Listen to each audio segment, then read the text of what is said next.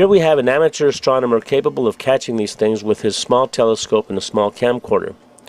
As it always goes with discoverers of great things, he has no funding, no high-end telescopes, no high-end cameras. He has found something that through his apparatus that he invented is capable of capturing interstellar spacecraft.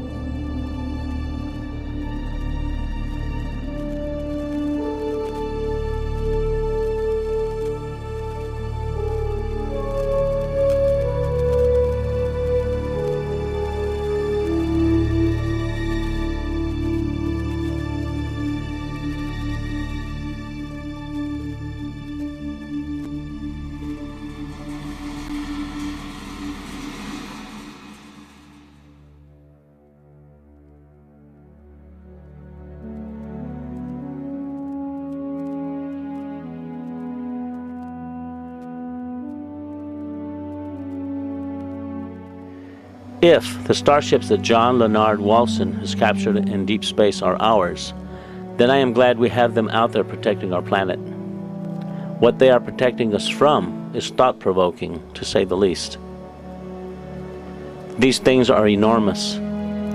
On the other hand, if they are not ours, I wonder who or what is operating them. There was a fear then that, of something out there.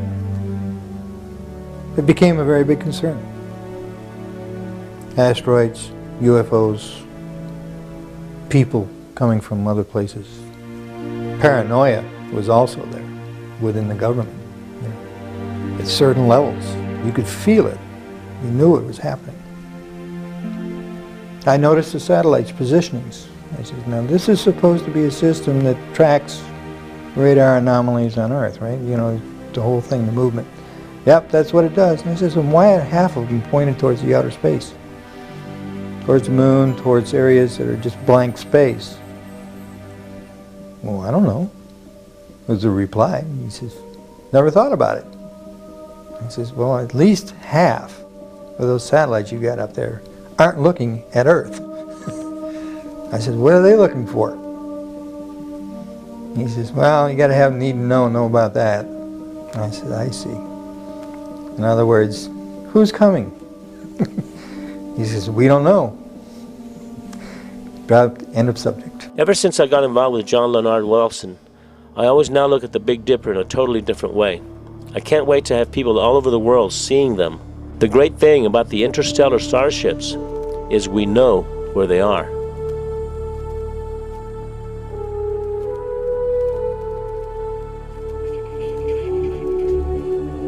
One of the scientists said it's the Star Wars project.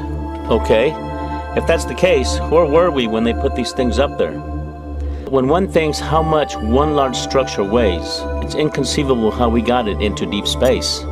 The machinery it would take to construct one of these things is no less conceivable. And the fact that they can expand and transform into different shapes in deep space is extraordinary. There are questions I have. If they are man-made, then we must have technologies that are way beyond our comprehension. What kind of energy systems are being applied here? This is one big puzzle that has yet to be solved, or at the very least, acknowledged.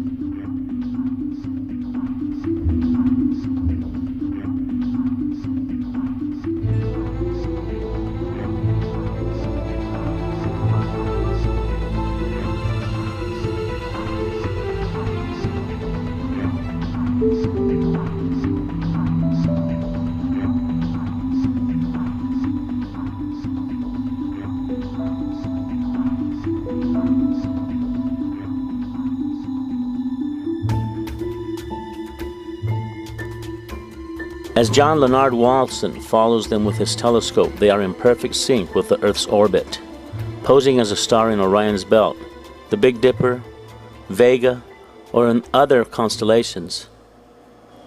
This means that perhaps if one structure is 2.5 light years away, it may be orbiting around Earth at millions of miles per hour.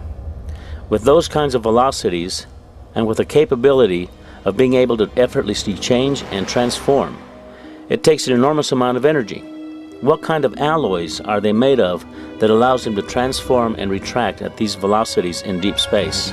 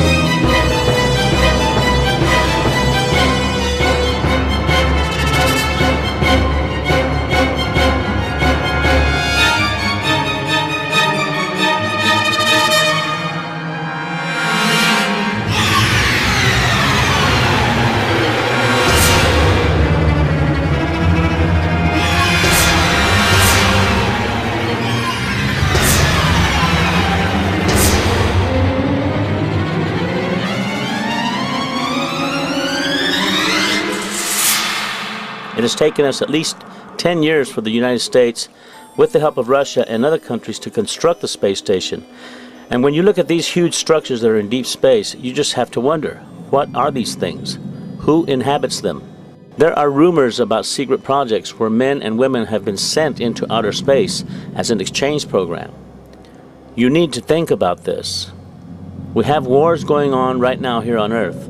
Our planet is in turmoil. People of the Earth have no concept as to what reality is anymore. We are too busy fighting terrorists, too busy looking out for human enemies. Is something more sinister awaiting our planet?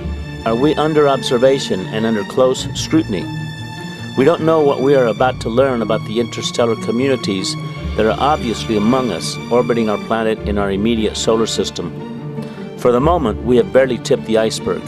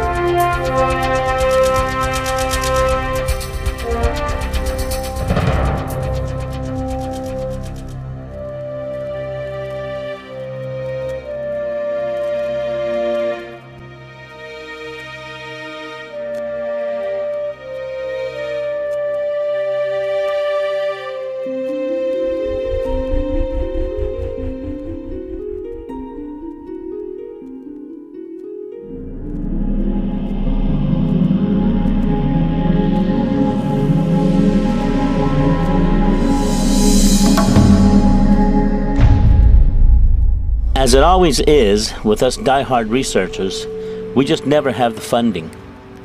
No one will invest in something that is not supposed to exist, so we have to do with the tools we can afford. Sometimes it takes a small inventor to make an apparatus by hand that can turn the universe on its heels. John Leonard Walson, bravo.